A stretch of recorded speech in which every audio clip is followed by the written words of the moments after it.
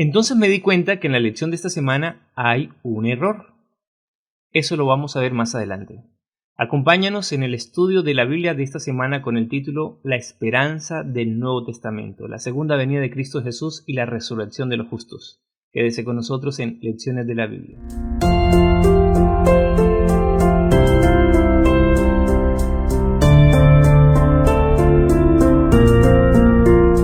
Muy bien, como es de costumbre, vamos a analizar la Biblia, los textos bíblicos que son la referencia del estudio de esta semana con respecto al tema la esperanza en el Nuevo Testamento. ¿Está bien? Vamos a tomar entonces algunos pasajes, en especial lo que escribe el apóstol Pablo, y en esta ocasión aquí a 1 Corintios capítulo 15, 12 en adelante, con el título Esperanza más allá de esta vida. Pero si se predica de Cristo que resucitó de los muertos, ¿cómo dicen algunos entre vosotros que no hay resurrección de muertos? Porque si no hay resurrección de muertos, tampoco Cristo resucitó. Miren lo que está aquí resaltado en el versículo 14. Y si Cristo no resucitó, vana es entonces nuestra predicación, vana es también nuestra fe. En otras palabras, estamos perdiendo el tiempo si Cristo no resucitó. Y somos hallados falsos testigos de Dios porque hemos testificado de Dios que Él resucitó a Cristo, el cual no resucitó, si en verdad los muertos no resucitan.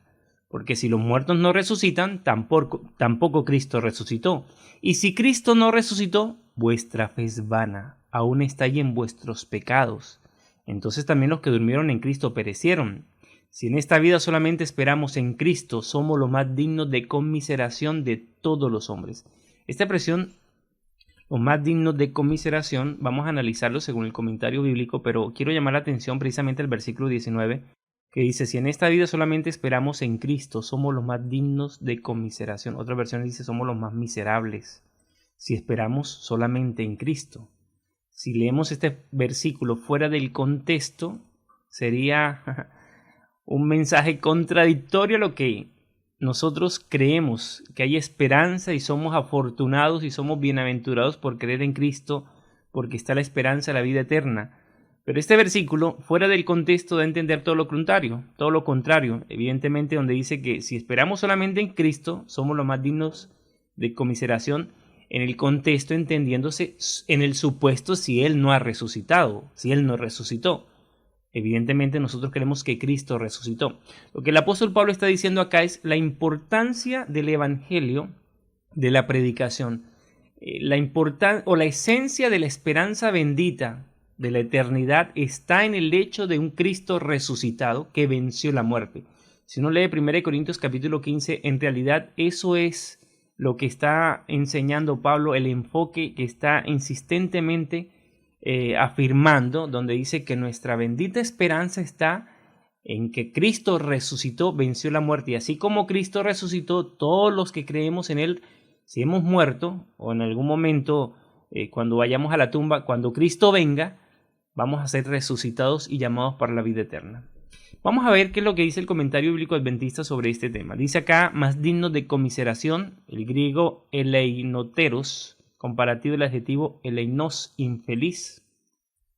Dice desgraciado, miserable, es lo que significa ese término o lo que nosotros leemos como más dignos de conmiseración. Esta oración dice literalmente más digno de lástima que todos los hombres somos.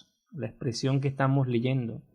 Debe notarse que Pablo no está sugiriendo que la piedad y la conformidad con la voluntad revelada de Dios en esta vida no son acompañadas por la felicidad. El creyente tiene motivos para ser más feliz que los otros hombres. Pero si la resurrección es un engaño, escuche esto, pero si la resurrección es un engaño, entonces los cristianos merecen que se les compadezca más que cualquier otra gente. No hay otros que hayan tenido tan elevada esperanza de disfrutar la eternidad. Por lo tanto, no hay otros que puedan experimentar una frustración más profunda si esas esperanzas fueron destruidas, si se comprobara la falsedad de la resurrección. El apóstol usa ese razonamiento para demostrar a los corintios que la negación de la doctrina cristiana de la resurrección destruye la fe y es ilógica. Escucha esto, está clave aquí. Lo que está diciendo el apóstol es que el razonamiento de no creer en la resurrección es la negación de la fe, o negación de la doctrina cristiana, y destruye la fe. Además, los cristianos estaban sometidos a pruebas y persecuciones mayores que la mayoría de las otras gentes. De modo que si después de haber sufrido por su fe quedaban decepcionados en cuanto a su esperanza en la resurrección, su condición sería realmente digna de lástima y entendiéndose de lo que implicaba vivir en el primer siglo, ¿no? El ser cristiano en el primer siglo cuando será perseguido por el Imperio Romano. Hoy en día quizás gozamos de cierta libertad en el mundo, hay persecuciones en algunas partes del mundo, pero de forma general podemos disfrutar de una libertad por nuestra fe, por nuestras creencias, por ser cristiano. Sin embargo, en el primer siglo, cuando escribe el apóstol Pablo a los Corintios, precisamente en ese contexto del poder del Imperio Romano, el ser cristiano era un desafío, el ser cristiano era precisamente algo de fe, una decisión de fe, literalmente de fe, una experiencia de consagración por lo que implicaba ser cristiano, por el ser perseguido, porque Roma, los emperadores, perseguían a los cristianos, los querían exterminar, el circo romano fue espectáculo para que muchos de ellos fueran muertos, devorados por leones, acabados a espada. Entonces, en todo este sufrimiento que implicaba ser cristiano, y ahora negar la doctrina de la resurrección, entonces era como que no tenía sentido tanto sacrificio tras de nada, más o menos lo que está diciendo el apóstol. Entonces, tanto sufrir, tanto someterse a prueba para al fin de cuentas no poder gozar de una eternidad. O sea, si negamos la resurrección de Cristo. Menos mal que el apóstol durante todo el capítulo de 1 Corintios 15 reafirma de que Cristo resucitó y por lo tanto somos también bienaventurados. Y Pablo en algún momento escribe: ¿dónde está muerte tu aguijón? ¿Dónde, oh sepulcro, tu victoria? Dando a entender de que Cristo con la resurrección venció el poder de la muerte y eso está provisto para todos los que creemos en él. Aquí sigue diciendo: de este versículo puede deducirse una poderosa demostración de la legitimidad del cristianismo. Es concebible que haya quienes estén dispuestos a sufrir privaciones y afanes si están seguros de una recompensa adecuada por su sacrificio. Mira lo que dice acá. Es concebible que haya quienes estén dispuestos a sufrir privaciones y afanes si están seguros de una recompensa adecuada por su sacrificio. Pero es increíble que los apóstoles trabajaran y sufrieran sabiendo que la gloriosa esperanza que proclamaban era un engaño, que Cristo no había resucitado.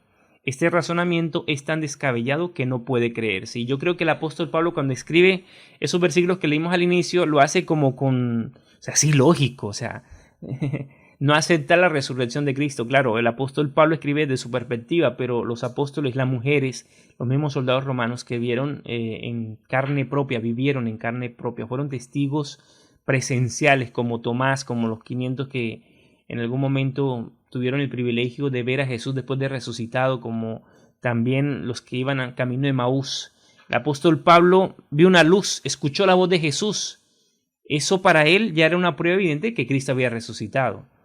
Pero habían algunos que quizás no tenían, digo yo, la experiencia directa, ¿no? El testimonio directo de la resurrección de Cristo, aunque había muchos testigos de su resurrección, y no solamente por la misma aparición de Jesús, sino por también los que resucitaron cuando Cristo murió y que se aparecieron cuando Cristo resucitó en Jerusalén, dando testimonio de la resurrección de Jesús. Entonces, todo esto, el apóstol escribe a la iglesia en Corinto, mire, o sea, si descartamos la creencia de la resurrección, estamos perdiendo el tiempo. Por lo tanto, no estamos perdiendo el tiempo porque Cristo resucitó. Es más o menos lo que está diciendo el apóstol Pablo. Vamos ahora a este otro título: vendré otra vez. No se turbe vuestro corazón, creéis en Dios, creed también en mí. En la casa de mi Padre muchas moradas hay. Si así no fuera, yo lo hubiera dicho. Voy pues, aquí dice, voy pues a preparar lugar para vosotros. Y si me fuere y os prepararé el lugar, vendré otra vez. Esto hay que resaltarlo doblemente, en negrilla y aquí. Vendré otra vez y os tomaré a mí mismo para que donde yo estoy, vosotros también estéis. Este es la promesa de la segunda venida de Jesús. Jesús vino por primera vez, murió en la cruz, nació en un pesebre, murió en la cruz, resucitó, ascendió al Padre, pero también la promesa de su segunda venida, esta que aparece aquí en Juan capítulo 14, donde él mismo menciona: no se turbe vuestro corazón, creed en Dios, creed también en mí, estén tranquilos. En la casa de mi Padre muchas moradas hay. Voy pues a preparar lugar para vosotros, vendré otra vez, os tomaré a mí mismo para que donde yo estoy, vosotros también estéis. Estos versículos reflejan la promesa directa de los labios de Jesús de su segunda venida. Vendré otra vez, vendré otra vez. Aquí en 2 de Pedro capítulo 3, versículo 4 y 9, se está refiriendo a que, bueno, ya Jesús mencionó que iba a venir, ya Jesús dijo que iba a venir. El tema es que están pasando los años, los siglos, y Jesús no aparece. De hecho, no vayamos muy lejos, ya para cuando escribe Pedro, habían pasado varios años y algunos ya estaban cuestionando como tardanza la promesa. O sea, Jesús no ha venido, están pasando los años y Jesús no ha venido. O sea, la promesa se está tardando en cumplir. Entonces aquí Pedro escribe en 2 de Pedro 3:4, dice, diciendo, ¿dónde está la promesa de su advenimiento?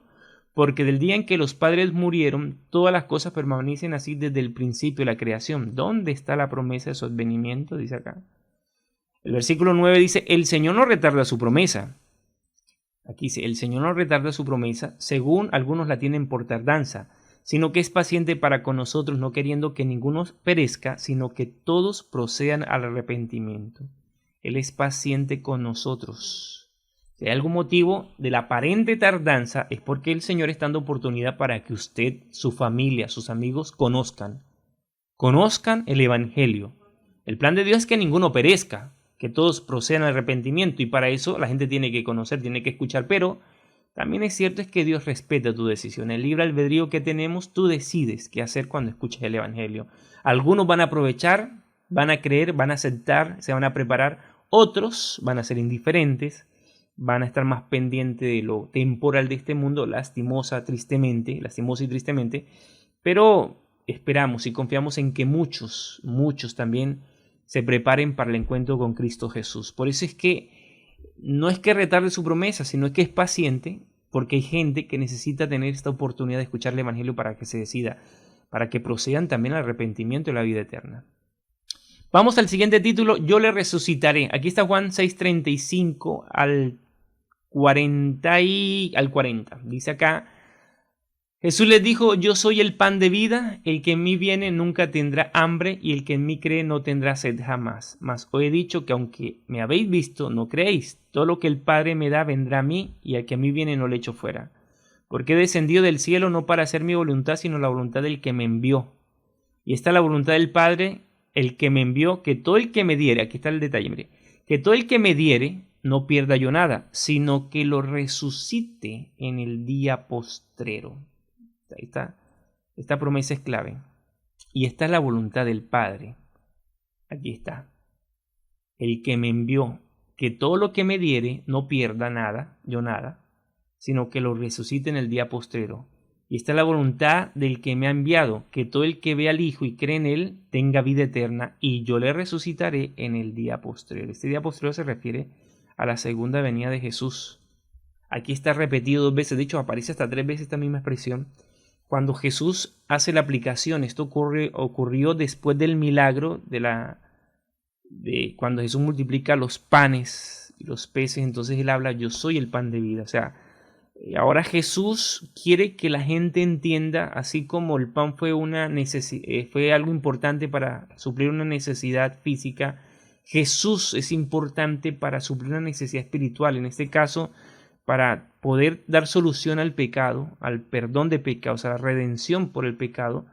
Entonces era necesario que Cristo también viniera, cumpliera una misión, hubiera un sacrificio como el Cordero de Dios que quita el pecado del mundo para que nosotros tengamos la oportunidad de vida eterna. Ahora, todo el que cree en Jesús, aquí escribe, todo el que cree en Jesús, todo el que va a Jesús, Jesús no lo echa fuera. Entonces, el plan de Dios, del Padre, a través de Jesús, el que cree en Cristo, es el que cree en Cristo, se prepare, si llega a morir, para cuando llegue el día posterior, es decir, su segunda venida, le resucite para vivir con Él por la eternidad. Ya Jesús mismo está dando la enseñanza de la resurrección en el día postrero, para todo aquel que cree en Jesucristo, para todo aquel que se sacia espiritualmente del pan de vida que es Jesús. Eso es lo que está diciendo Juan capítulo 6, versículos 39 y 40, que es lo que estamos mencionando.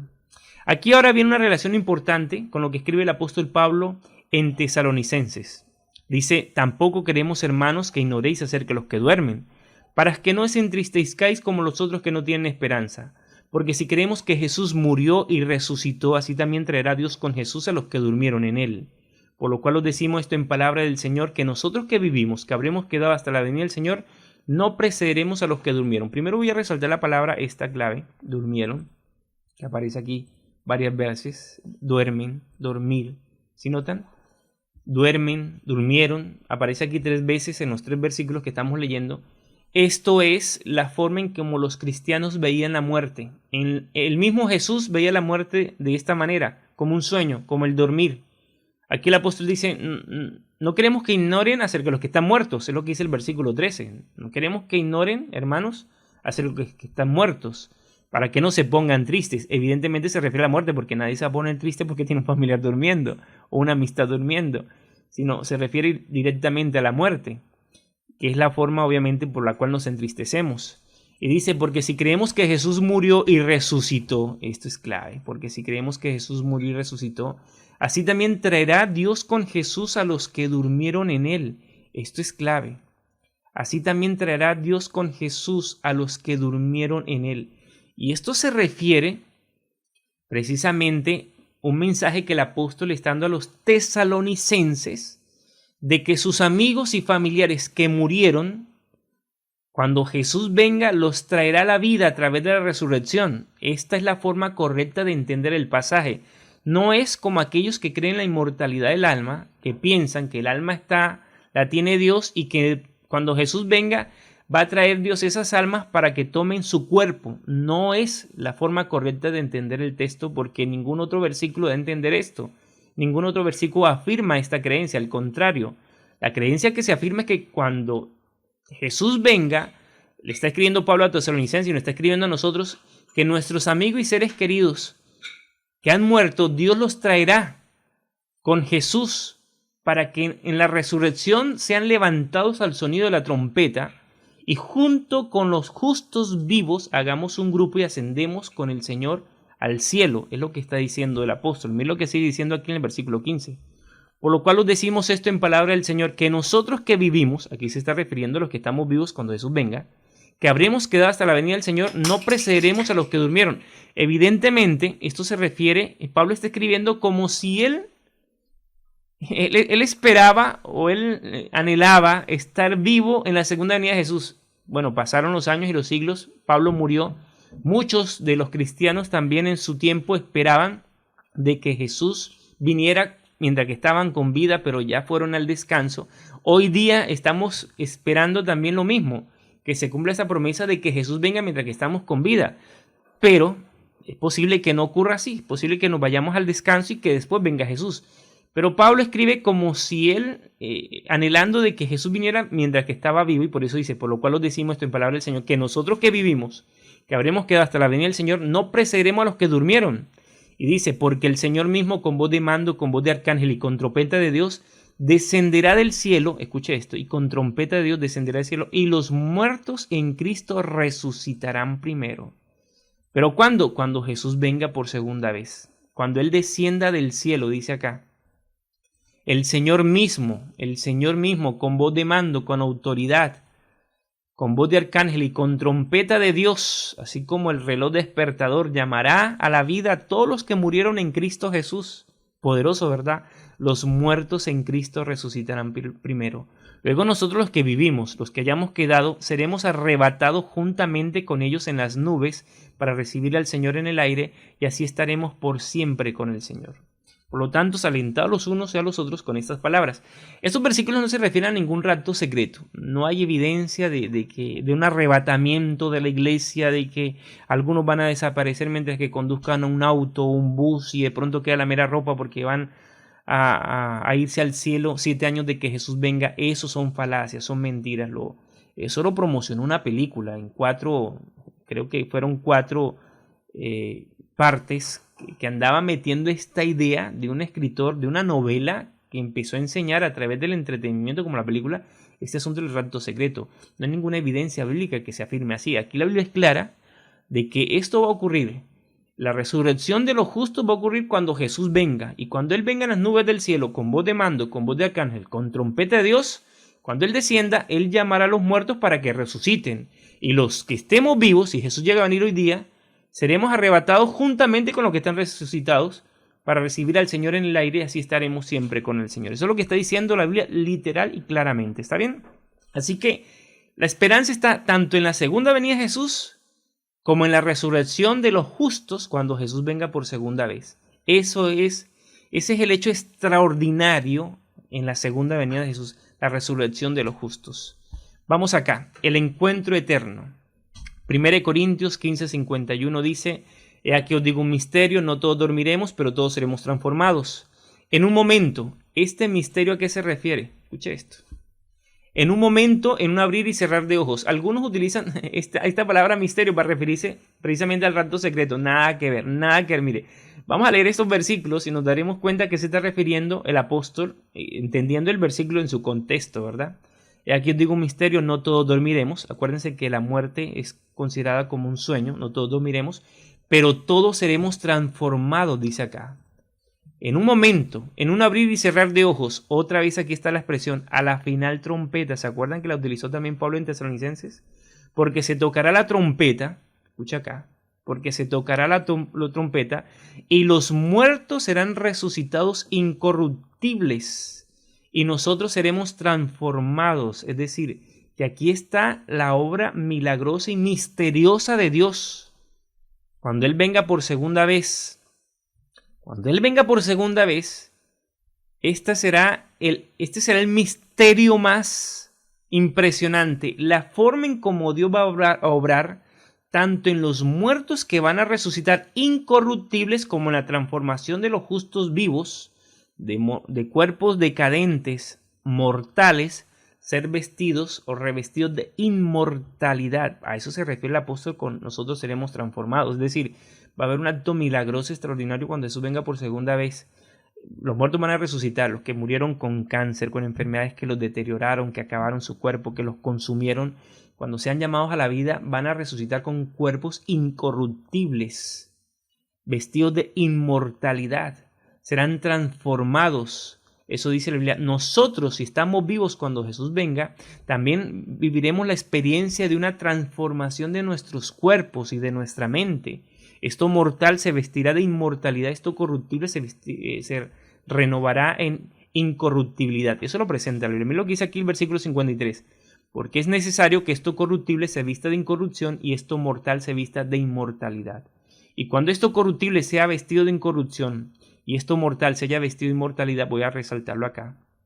Es necesario que esto corruptible se vista de incorrupción, esto mortal se viste de inmortalidad. Dice, y cuando esto corruptible se haya vestido de incorrupción y esto mortal se haya vestido de inmortalidad, entonces se cumplirá la palabra que está escrita. Sorbida es la muerte en victoria. ¿Dónde está, muerte? ¿Dónde está, muerte, tu aguijón? ¿Dónde, oh sepulcro, tu victoria? Y esto va a ocurrir. La destrucción de la muerte va a ser con la experiencia de la resurrección de los justos. Bueno, en algún momento también el Señor, en la tercera venida, porque sí se le puede llamar así, cuando Él venga con la santa ciudad y los redimidos a limpiar este mundo de pecado y contaminación, a purificarlo con fuego, va a destruir absolutamente todo vestigio de pecado. O sea, va a ser destruida la muerte, va a ser destruido los impíos y Satanás, y será restaurado este mundo para que los justos, los que creyeron en Cristo, los que resucitaron, los vivos, un solo grupo, un solo pueblo, vengan a establecerse en este mundo transformado, en un planeta limpio y transformado para la gloria de Dios. Eso enseña las Sagradas Escrituras. ¿Está bien? Abro un paréntesis para aclarar la introducción. ¿Se acuerdan que les mencioné que había un error? Es un error de redacción en la guía de estudios de esta semana, por lo menos desde mi perspectiva, ¿no? Eso lo quiero aclarar. Y voy a mencionarlo porque aquí en la pregunta del día martes, en la guía de estudio de la Biblia, aparece esta frase, este párrafo, perdón. Y yo creo que sí hay un error de redacción y ahorita le vamos a decir por qué. Dice, en un sermón un pastor argumentó que no le importaba cuándo sería la venida de Cristo. Todo lo que importaba era que Cristo viniera. Y estamos de acuerdo. Aquí estamos de acuerdo. Pero mira lo que sigue diciendo. ¿Cómo funciona esa lógica para ti y cómo podría ayudarte si estás desanimado porque Cristo aún no volvió? Aquí es donde digo yo que hay un error de redacción. Esta frase que dice aquí, porque Cristo aún no volvió, yo creo que se leería mejor de esta manera, si se redactara así, ¿no? Porque esto Cristo aún no volvió, no volvió suena como muy tajante, ¿no? Como que ya no va a volver. Se puede entender de esa manera la frase, ¿no? Cristo aún no volvió, o sea, ya no volvió. O sea, ya definitivamente, y no es así, no es la idea que se quiere transmitir. Por eso digo que es un tema de redacción o de traducción más bien. En cambio, si leemos este mismo párrafo de la siguiente manera, en un sermón un pastor argumentó que no le importaba cuándo sería la venida de Cristo, Todo lo que le importaba era que Cristo viniera. ¿Cómo funciona esa lógica para ti? ¿Cómo podría ayudarte si estás desanimado porque Cristo aún no ha venido? Así suena más coherente con lo que enseña la Biblia. ¿Por qué Cristo aún no ha venido? Y bueno, es básicamente, ya lo vimos, ¿no? El apóstol escribe, Pedro escribe, que el Señor no es que retarde su promesa como algunos piensan que es, sino que es paciente para con nosotros, no queriendo que ninguno perezca, sino que todos procedan al arrepentimiento. Pero sepa algo, el día y la hora de la venida de Jesús ya está. Ya está. El día y la hora de Jesús para venir ya está. Solamente que la conoce el Padre, ni siquiera los ángeles. Mucho menos los mortales que andan poniéndole fecha a la venida de Jesús. Que el 2030, que el 2032, que el 2031. Algunos dijeron que era el 2012, que el 2020, en el 2000. Han estado, de hecho, desde 1914 para acá, y quizás siglos antes, pero más reciente, 1914 para acá, le han estado poniendo fecha a la venida de Jesús. Es más, vamos más atrás, desde 1844 para acá. Han estado colocando fechas para la venida de Jesús, pero nadie sabe, ni siquiera los ángeles, solamente mi Padre, dice Jesús, que sabe el día y la hora en que va a venir Cristo Jesús. Cuando venga Jesús se va a cumplir precisamente esta promesa bendita, la maravillosa enseñanza de una transformación de cuerpos, resurrección de los justos, transformación de cuerpos mortales e inmortales, de corruptibles en incorruptibilidad, para todos los creyentes, tanto vivos, obviamente, como muertos, para que recibamos al Señor Jesús en el aire y vivamos con Él por siempre, dice la Biblia. El apóstol dice, alentados los unos y los otros con estas palabras. Ese es el mensaje de esta noche, familia, de esta hora, de este día, en el momento en que usted está estudiando las Sagradas Escrituras, la esperanza del Nuevo Testamento, la segunda venida de Cristo Jesús. Esa es nuestra bendita esperanza, cuando Cristo venga y los muertos en Cristo resuciten y se acabe toda dolencia, toda enfermedad, toda tristeza sea eliminada y empiece a vivir el gozo completo y pleno en el corazón de los hijos de Dios. Hoy en día hay pruebas del gozo, pero no hay precisamente un gozo completo. La esperanza del Nuevo Testamento, eso es lo que nosotros tenemos que tener siempre pendiente. ¿Y por qué? Porque el mismo Juan aquí dice, y este es el testimonio que Dios nos ha dado vida eterna, y esta vida está en su Hijo. El que tiene al Hijo tiene la vida, el que no tiene al Hijo no tiene la vida. ¿En dónde está o dónde radica la esperanza de la vida eterna? En creer en Jesucristo y aceptarlo como Señor y Salvador. Familia, Dios los bendiga. Una vez más, agradezco que hagan sus comentarios del estudio de esta semana. Ahí en la caja de comentarios, suscríbase también al canal y juntos sigamos estudiando la palabra de Dios y fortaleciendo nuestra fe en esta bendita esperanza. Cristo viene y hasta la muerte tiene solución. Es la resurrección en Cristo Jesús. Dios los bendiga. Chao, chao, familia.